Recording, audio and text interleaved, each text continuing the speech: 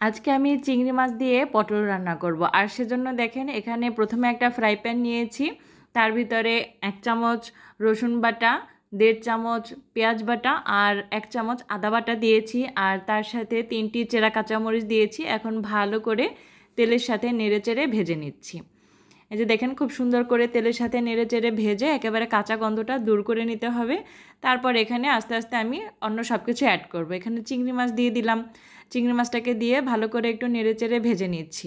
তারপরে এখানে পরিমাণ মতো লবণ দিয়ে দিলাম, তারপরে 1.5 চামচ লাল মরিচের গুঁড়া দিয়েছি, 1 চামচ হলুদের গুঁড়া দিয়েছি, আর 1/2 চামচ জিরা গুঁড়া আর 1/2 চামচ ধনিয়ার গুঁড়া দিয়ে দেবো।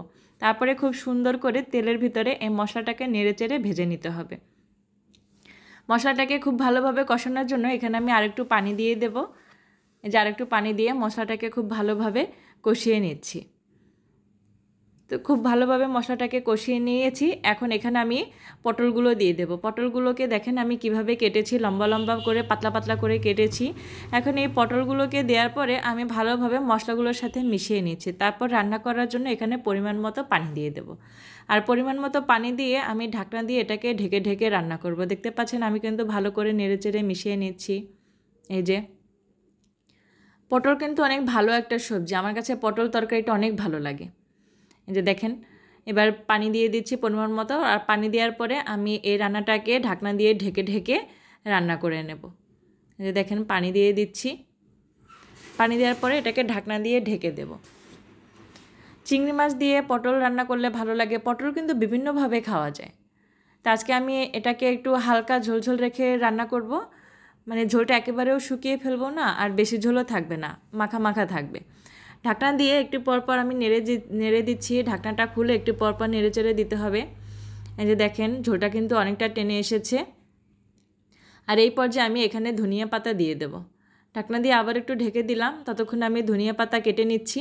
এই যে দেখেন এখানে আমি একটা বিলাতি ধনিয়া পাতা যেটা সেটা দিচ্ছি। এই যে এই পাতাটা দেওয়ার পরে না খুব সুন্দর একটা ফ্লেভার আসে, একদম ধনিয়া পাতার ফ্লেভারটা পুরো ছড়িয়ে যায়। এই যে পাতাটা দিয়ে একটু নেড়েচেড়ে দিচ্ছি, আর ঢাকনা দিয়ে আবার ঢেকে ঢেকে কিছুক্ষণ রান্না করব। আর ঝোলটাও ততক্ষণে টেনে আসবে, আর ধনিয়া পাতার ফ্লেভারটাও এই পটলের ভিতরে ভালোভাবে সেট হয়ে যাবে। এই যে দেখেন ঢাকনা দিয়ে আবার একটু ঢেকে ঝোলটাকে আরেকটু আমি টানিয়ে নেব। এই যে রান্নাটা কিন্তু একদম শেষ পর্যায়ে। গরম গরম ভাতের সাথে কিন্তু এভাবে পটলের তরকারি খেতে কিন্তু মাশাআল্লাহ অনেক ভালো লাগে। যে প্রতিদিন তো আমরা সবজির যে কোনো আইটেম করেই থাকি, তো এভাবে কিন্তু পটলের রেসিপিটা করে নেওয়া যায়। আর রেসিপিটি যদি ভালো লেগে থাকে অবশ্যই লাইক কমেন্টস করে ফলো দিয়ে বা সাবস্ক্রাইব করে পাশে থাকবেন। আর নতুন নতুন ভিডিও নিয়ে আসবো। আল্লাহ হাফেজ।